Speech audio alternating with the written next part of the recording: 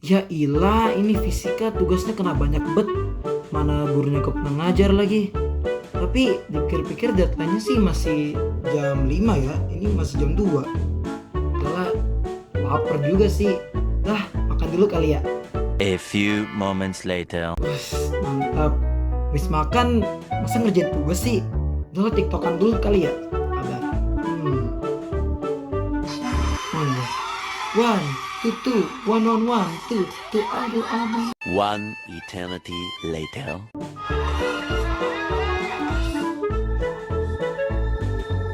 Oh iya, tugas.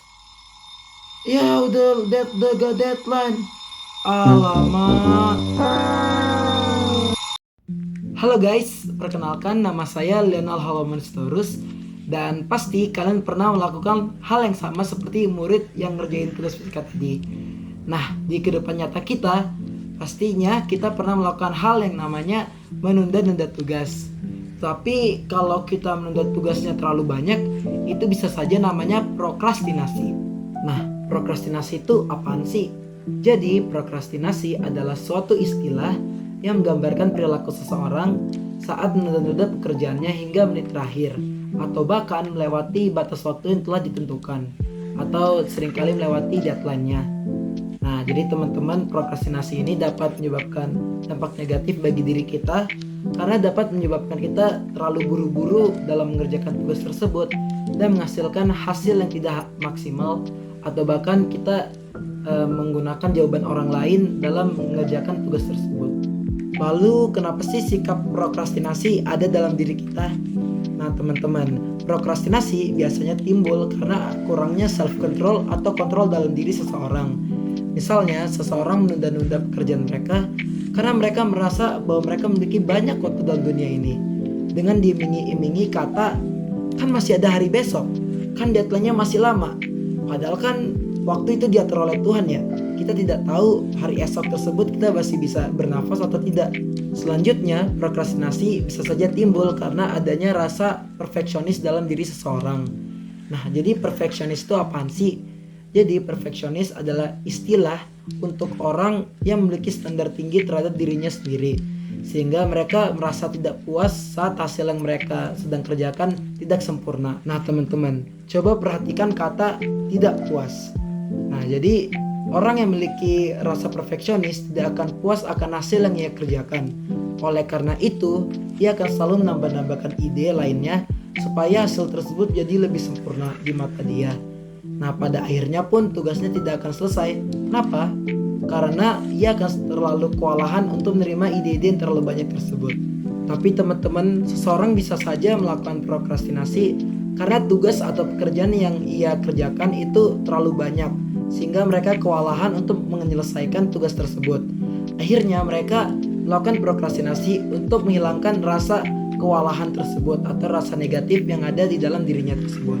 Seseorang juga bisa melakukan prokrastinasi karena mereka merasa kewalahan akan tugas yang terlalu banyak yang sedang dihadapi oleh dirinya. Oleh karena itu, ia melakukan prokrastinasi agar menghilangkan rasa kewalahan tersebut. Nah, pasti kalian ada yang bertanya seperti ini. Tapi kan prokrastinasi bagus ya untuk diri kita, karena dapat menghilangkan rasa kewalahan dalam diri kita. Nah memang prokrastinasi menghilangkan rasa kewalahan dalam diri kita sendiri. Tetapi hal tersebut akan tergantikan oleh rasa bersalah yang akan menghantui kita selama kita tidak mengerjakan tugas tersebut. Rasa bersalah tersebut seperti pikiran-pikiran kita saat kita tidak mengerjakan tugas-tugas tersebut. Misalnya, aduh kenapa ya dari tadi aku gak kerjain tugas tersebut?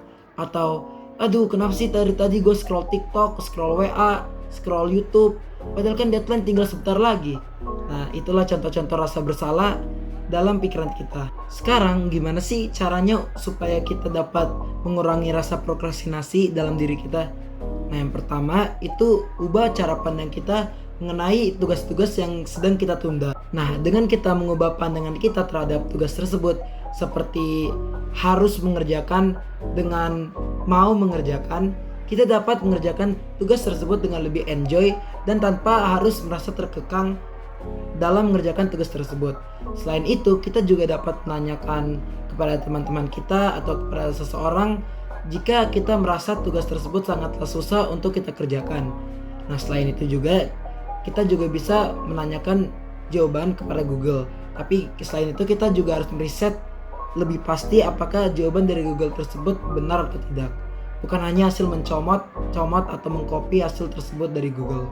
Lalu yang kedua itu segera singkirkan rasa perfeksionis dalam diri kita.